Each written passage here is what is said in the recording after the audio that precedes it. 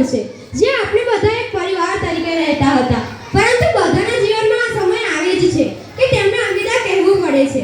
મને જૂના દિવસો યાદ આવે છે ત્યારે મારા ચહેરા પર સ્મિત આવી જાય છે.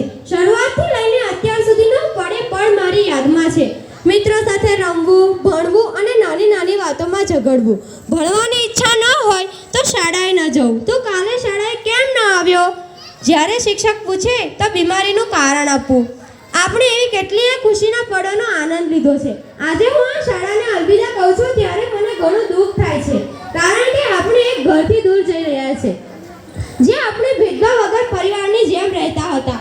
મિત્રો, હું તમને કહેવા માંગુ છું કે આજે આપણે આપણી શાળા જીવનની સારી સારી યાદો આપણી સાથે લઈ જવાની છે.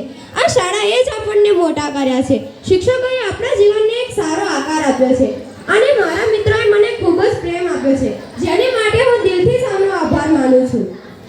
મારી શાળાની સુંદર પળો અને તમારો પ્રેમ અને લાગણી હંમેશા મારી સાથે રહેશે.